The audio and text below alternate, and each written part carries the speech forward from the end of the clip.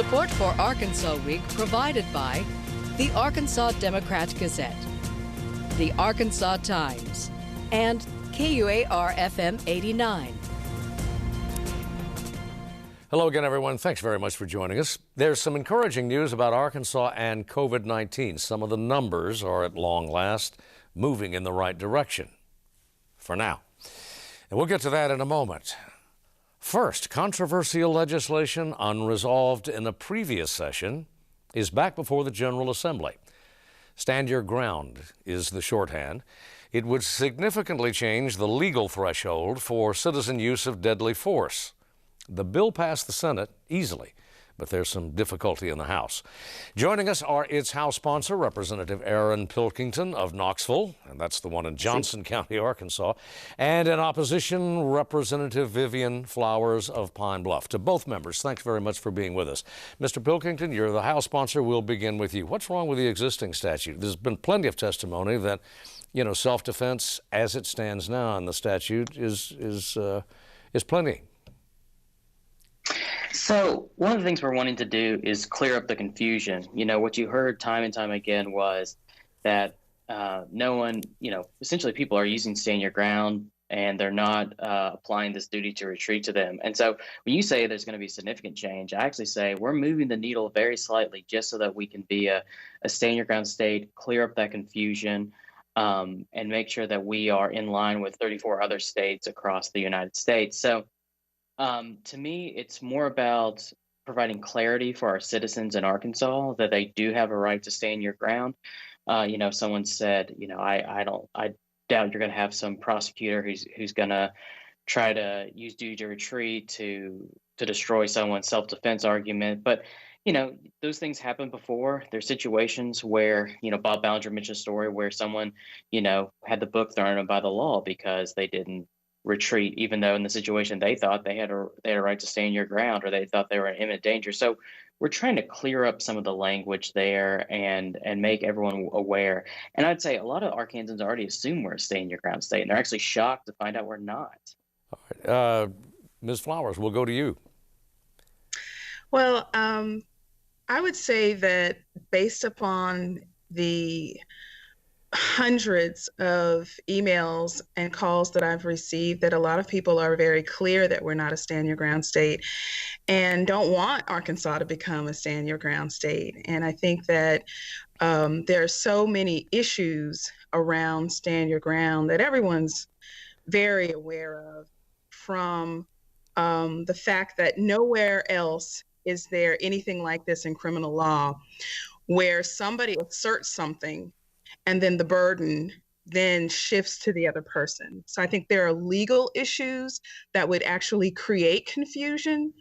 Then secondly, we heard a mountain of testimony from people from all walks of life speaking to issues, not only around the legal issues, but also around racial and ethnic disparities, religious disparities in terms of the application of the law, which we have seen in other states across the country. And I would also point to the mental health component that I didn't even think about until I heard. I think there were at least 3 people who testified to their concerns about what it would mean for someone to have a perception and feel threatened and then use stand your ground to take a life and use lethal force. And finally, I think the issues around domestic violence and how this law could and would be applied to women, whether, the point was made in committee meeting about these instances happening in the home, but there are plenty of instances where women who are victims of domestic violence that take place outside of the home, when someone is literally being followed and threatened, it happens all the time. And so, if there really is no need, and when I say a need, both Representative Pilkington and Senator Ballinger acknowledged that there have been no cases that have been identified by prosecutors or other law enforcement to indicate that this has been a problem, where there's been one case We have a very strong self-defense law. And when we know the temperature and the environment around the country, including in Arkansas, which is home to the KKK, I just don't see why in the world we would invite confusion when there is none right now. Well, Mr. Pilkington, what your colleague seems to suggest that far from bringing clarity, or is asserting that far from bringing clarity to the situation, it muddles it even further. Your response? Well, I respectfully disagree. I think, like I said, I think it brings clarity. It's very easy to remember. You know, if you're in a place where you're legally supposed to be, you're not an aggressor, and you're not committing a crime, you have a legal right to defend yourself. And to Representative Flowers' points, you know, I think this is a bill to help people defend themselves. I mean, women who are being stalked by potentially their ex or in a domestic abuse situation, I want them to be able to stand their ground. I don't want someone to come back and say, oh, well, you should have retreated. You know, you should have, let yourself become a victim. And that's what I'm trying to prevent, is people being more victims. You know, I do understand that there's racist people out there and things like that. And I want African Americans, Hispanics, and all minorities to be able to stand their ground and defend themselves. You know, one of the statistics I brought up was that actually people of color have a higher percentage rate of being able to successfully use the stand your ground to prevent them from going to jail than whites. It was 69% were successful at using that defense, where only 62% of whites. So I don't see this as being anything that's particular to one group or the other. I think it's something that anyone who is in danger and being threatened and a fear for their lives can use this to make themselves not be a victim, which is what I want to see. I want us to be able to stand your ground as state. So I disagree with the assertion that it muddles it. I think it's a very easy way to know when you have a right to stand your ground and when you don't. And that's just by simply eliminating this duty to retreat, which is what the bill essentially is. It doesn't say stand your ground in the title. It says eliminating duty to retreat. If I may add a footnote here, because both our guests have referred to Mr. Ballinger, who is, we're talking about Senator Ballinger there, Senator Ballinger, who is a Senate sponsor of the legislation. Mr. Pilkington, what is wrong philosophically anyway with the duty to retreat, given the statutes and the case law regarding self-defense in Arkansas? What's wrong with the duty to retreat? Well, I think it puts people in situations where they are threatened and they feel that their lives may be in danger, and then they're having to make a split decision of whether or not they need to be able to defend themselves or put themselves in a more vulnerable situation where they're trying to leave. So that's why there's always been the caveat of complete safety. Well, what is that? Who is that? How can you make that discernment right at that moment? I don't think anyone really can. And so what's interesting, is duty to retreat is from common law, which comes over from Britain. But what's interesting is most Western states, and this is why you see liberal states like Oregon and California have stand your ground. It's because, as we push west, a lot of times people had to defend themselves. And so those were originally called Truman laws. And the idea was true men don't retreat. And so now, of course, that's morphed and later on became stand your ground. So I think what it is just, in America, we don't want to make ourselves victims and potentially put ourselves in a situation where we become the victim. We want to make sure that we're able to defend ourselves. And I think that's why people have issues with it. Are you concerned, as Ms. Flowers expressed, that the temper of these are highly charged times in which we're living? Political climate is pretty heated. Are you concerned about that in light of stand your ground?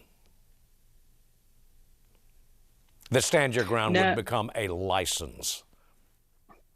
No, I'm not concerned about that. We've always had times in American history where it's been tumultuous and we've had bitter division. But I think one of the beautiful things about us as a nation is we've always been able to get through those and work through those issues. I do not believe that this will somehow be a match to light a fire for unrest.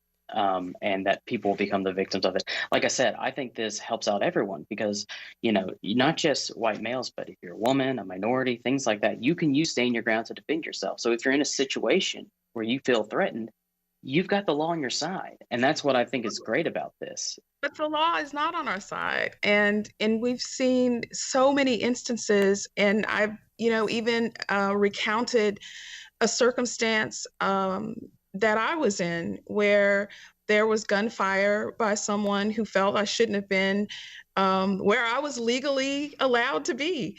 And then the police came and turned their guns on myself and the person I was with. So the law is not always on our side. And I think that, there's constant sort of replication of this statement that you can use stand your ground to defend yourself. The current law allows people to defend themselves, and the duty to retreat is not something whereby if your life is really threatened, if someone is actually harming you, puts their hands on you, accosts you, has a deadly weapon, that you then have to run. That's not what the law is, and it shouldn't be characterized as such.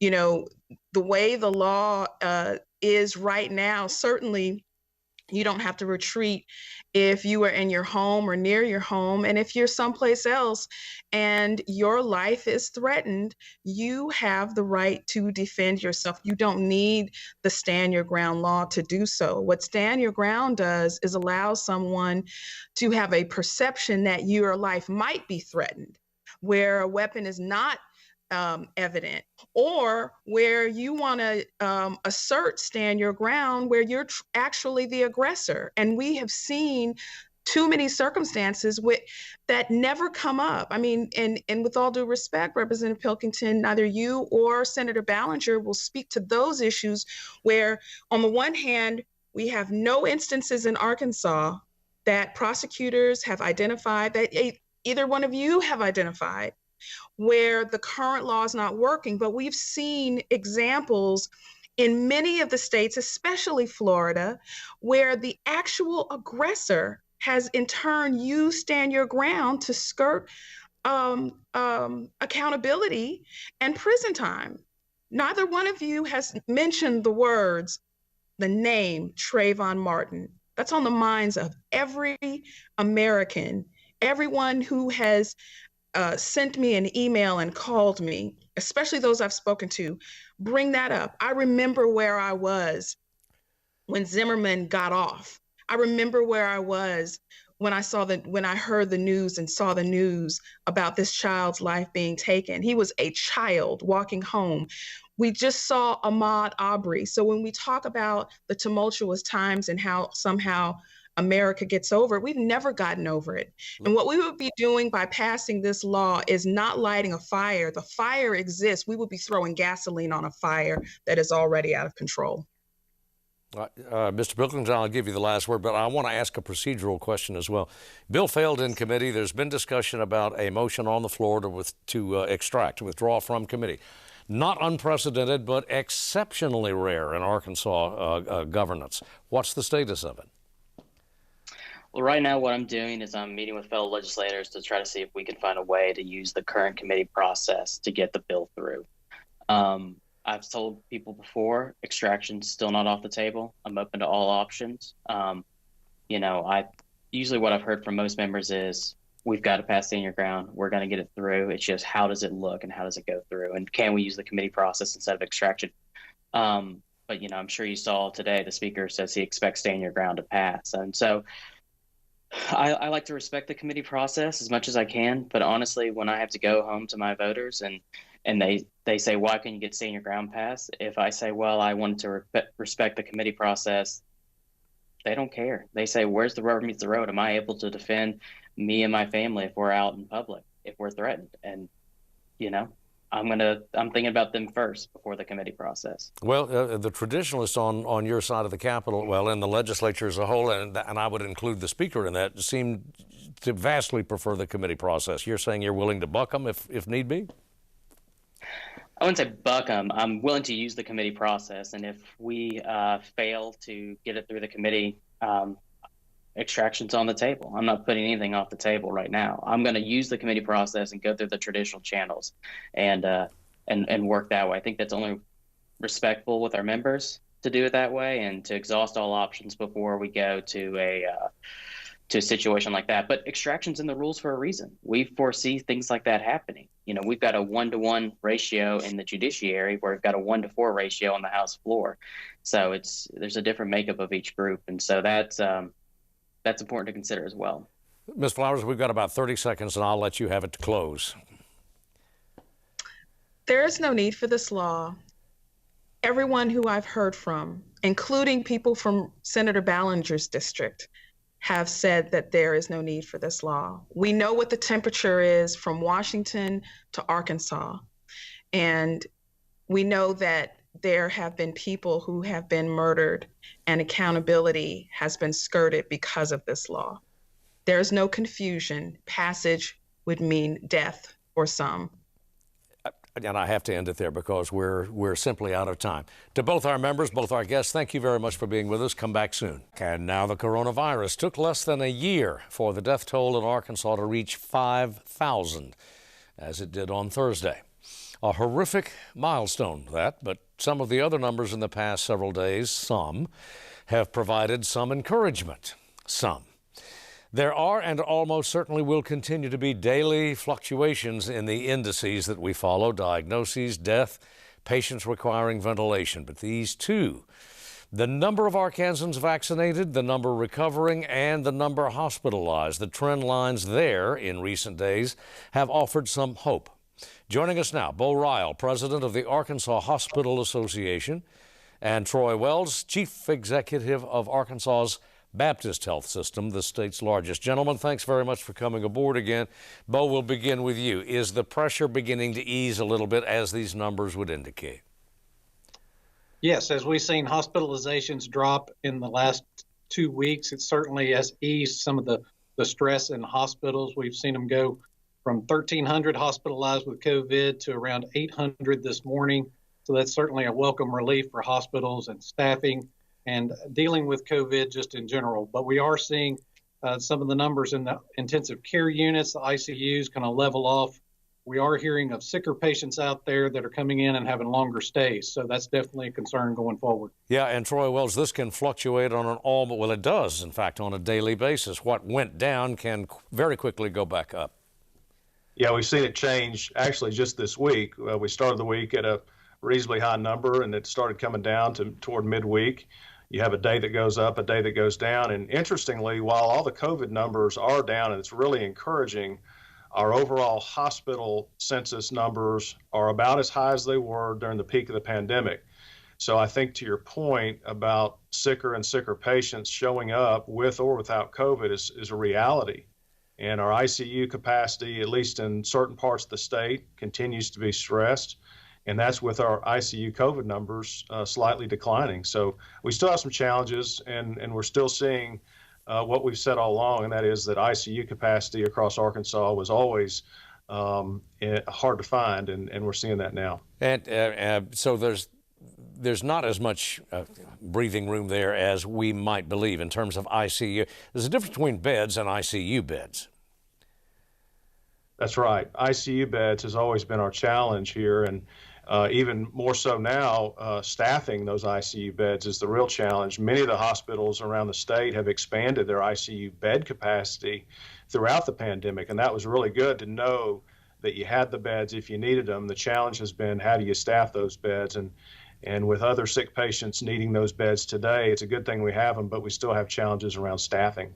Yeah, Bo Ryall, the ICU situation statewide, is that a mirror of what we're seeing, what Mr. Wells is seeing? It certainly is. And to Troy's point, the governor's winter COVID task force in the Arkansas Department of Health had challenged hospitals across the state to increase their ICU capacity by 10%. And hospitals certainly stepped up and increased their ICU bed capacity by 19% over the last month and a half, ending on January 22nd was the deadline.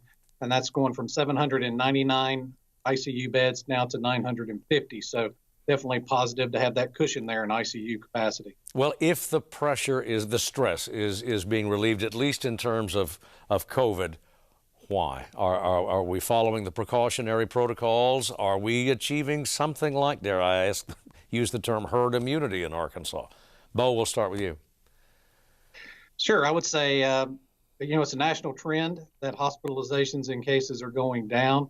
Vaccinations of healthcare workers, vaccinations of those 70 and older, and nursing home patients, those high-risk patients or high-risk people are certainly helping the cause.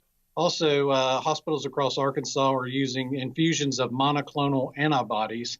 These antibodies infused into high-risk patients are reducing the symptoms and reducing hospitalizations. And then, as you say, the cases are going down. So as those cases go down, we have to attribute that to behavior in some ways, and hope that the large gatherings that we probably saw, family gatherings in November and December, those stopped. So we've seen the numbers go down. Well, Troy Wells, it's Super Bowl weekend. We've had admonitions from one after another health professional.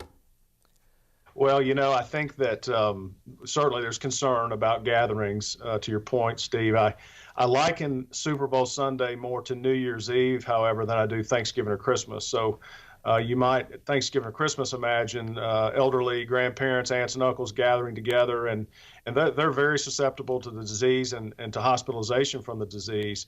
I don't think we saw the same numbers of elderly out New Year's Eve, and or will we see them at Super Bowl parties? So hopefully those who are at high risk won't be the ones gathering, and therefore may not yield the same types of hospitalizations in the elderly that we may have seen after a Thanksgiving or a Christmas holiday. Yeah, gentlemen, back to the issue of staffing. An associate of mine, friend of mine, within the last several days, spent 48 hours in the emergency room before a room could be found for him or made ready for him. And he and his family were told it's not the room, it's the staff.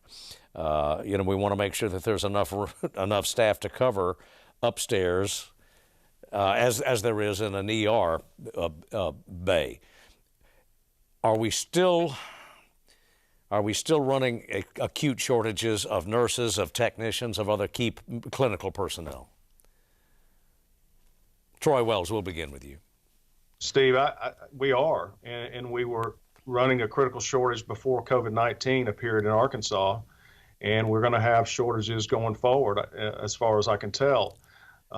We lost at Baptist Health between 2019 and 2020. We lost more nurses in 2020 than we did in 2019, and most of that loss occurred in the second half of the year when there was high demand for travel nurses throughout the country, and very lucrative opportunities for nurses to stop their full-time job and go on a 10, 12, 14-week nursing assignment for a lot of money.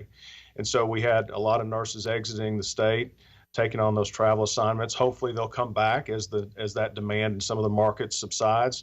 But I do think we're going to have shortages of critical nursing for years to come. All right. Bo? Yeah, when you compare pre-COVID numbers to COVID numbers, we're currently seeing the ICU nurse demand, for example, is more than 500% compared to pre-COVID numbers. And then the rate of pay for ICU nurses has more than doubled if you look at pre-COVID numbers. So the competition there between other states and their hospitals and hospitals in Arkansas, and then with the travel agencies, has driven demand and pricing up. Well, as Troy Wells suggests, that this staffing situation could continue well into the post-COVID U.S. Obviously, the impact on the American economy as a whole has been dreadful at a minimum. Is there any way to even begin to calculate the fiscal stress on the healthcare system in Arkansas, the hospitals, the clinics, and, of course, the insurance underwriters, health insurance underwriters? Gentlemen, Bo? I don't know that we can get to that number at this time, but if you look back to when COVID started last April and May, when hospitals did not do elective or non-urgent surgeries, we saw the impact was devastating to hospitals at that time. And we were very thankful that Congress stepped in and passed the CARES Act, which then administered money from the federal agencies to hospitals, and then also the states administered money to hospitals. So all those things helped out, but we're still running behind and trying to catch up as far as finances for hospitals. Yeah, Mr. Wells, Troy Wells.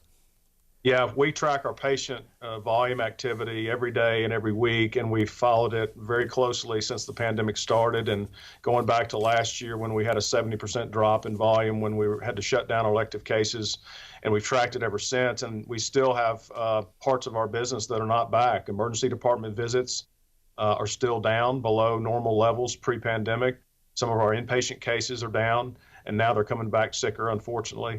And then a lot of the scary part is a lot of the diagnostic things that we do, cancer screenings, et cetera, are still not back to pre-pandemic levels. So the fear is that we have a lot of disease that may be out there waiting for us that's going to be problematic in the next year or two to come. So, in fact, there could be a post-COVID surge of more conventional maladies, cancers, for example, respiratory diseases. Unfortunately, yes. Gentlemen, unfortunately, we're out of time. We could continue, but the clock's caught up with us. Please come back again. Thanks for being part of the program. Thank you, Steve. And that's it for us for this week. Thanks very much for joining us. See you next week.